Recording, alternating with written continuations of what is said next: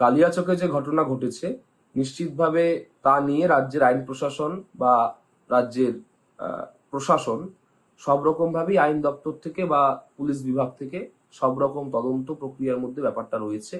এবং ইতিমধ্যেই যে মূল অভিযুক্ত বা যাদের নামে মূল অভিযোগগুলো রয়েছে তাদেরকে ইতিমধ্যেই গ্রেফতার করেছে পশ্চিমবঙ্গ পুলিশ। নিশ্চিতভাবে মুখ্যমন্ত্রী বারবার করে যে কথা বলেছেন আমাদের দলের পক্ষ থেকে আমরা সে কথাই বারবার করে মানুষের সামনে তুলে ধরছি যে একের পর এক এই ধরনের ঘটনা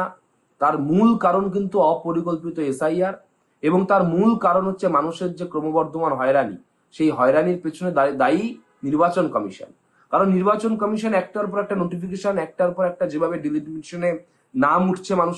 মানুষের রোজকার হয়রানি, মানুষের রোজকার নিত্য নৈমিত্তিক জীবন যন্ত্রণা, নিত্য নৈমিত্তিক মানুষকে বিভিন্ন রকম নোটিফিকেশনের মুখোমুখি দাঁড় করিয়ে দিয়ে মানুষকে কার্যত তারা ভোট দিতে পারবেন কিনা সেই আতঙ্কে রাখা, মানুষকে চাপে রাখা, এই প্রেশার ট্যাকটিক্স এর বিরুদ্ধেই কিন্তু বিভিন্নভাবে বিভিন্ন জায়গায়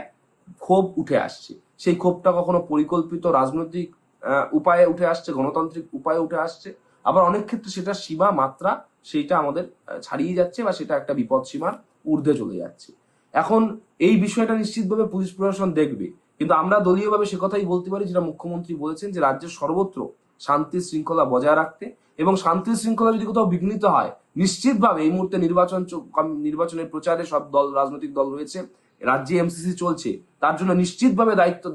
দায়িত্ব নিতে হবে নির্বাচন কমিশনকে। নির্বাচন কমিশনের তথাকথিত ভ্যানিশ কুমার যারা বারবার করে এসে প্রেস কনফারেন্স করছেন, বারবার করে এসে বাংলাকে ভয় দেখানোর চেষ্টা করছেন, প্রেশার ট্যাকটিক্সে রাখার চেষ্টা করছেন, চাপে রাখার চেষ্টা করছেন, তার বিরুদ্ধে কিন্তু বাংলার মানুষ বারবার করে প্রমাণ করেছে আগে বিগত দিনেও যে বাংলা কখনো চাপের কাছে নতি স্বীকার করে না। যে হয়রানি এসআইআর এর নামে নাম তোলার ক্ষেত্রে, নাম বাদ দেওয়ার ক্ষেত্রে, আবার ট্রাইব্যুনালে অ্যাপ্লাই করার ক্ষেত্রে যে রোজকার হয়রানি মানুষ নিত্য নৈমিত্তিক ভাবে সম্মুখীন হচ্ছে, তার বিরুদ্ধে কিন্তু বারবার করে বাংলার মানুষ আগেও বলেছে, আবারও বলছে, বিভিন্ন জায়গায় রাজনৈতিক দল মত ধর্ম বর্ণ নির্বিশেষে, অঞ্চল নির্বিশেষে বাংলার মানুষ কিন্তু বিষয়টাকে ভালোভাবে নিচ্ছেন, এবং ভালোভাবে যে নিচ্ছে না সেটা বিজেপি এবং এই নির্বাচন কমিশন, বিজেপির দোসর, তারা কিন্তু প্রমাণ পাবে আগামী নির্বাচনের রেজাল্টে। আমরা আশাবাদী সব জায়গায় প্রচারে আমাদের প্রার্থীরা রয়েছেন, মুখ্যমন্ত্রী নিজে, আমাদের সাধারণ সম্পাদক অভিষেক বন্দ্যোপাধ্যায় নিজে প্রচারে রয়েছেন, ফলে সর্বতোভাবে যেভাবে তৃণমূল কংগ্রেসের পাশে মানুষ আছে এবং মানুষের পাশে তৃণমূল কংগ্রেস ছিল, আছে এবং থাকবে,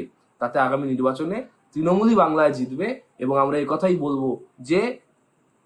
মানে বিরোধীরা কিন্তু যে লাইনে যাচ্ছে, বিশেষ করে আমরা বিজেপির কথা বলবো এবং তার দোসর সিপিএম এর কথা, যে নির্বাচন কমিশনেরও থাকবে গাছেরও খাবো তলারও কুড়বো, এই ধরনের পলিসি, এই দোগলাবাজি, এই ডুয়ালিটি, সেটা কিন্তু ডুয়াল পলিটিক্স, হ্যাঁ, এই 2 নম্বরই পলিটিক্স, সেটা কিন্তু বাংলার মানুষ আগামী দিনে বাংলা থেকে তাদের সাইনবোর্ড ব্ল্যাকবোর্ড করে দেবে।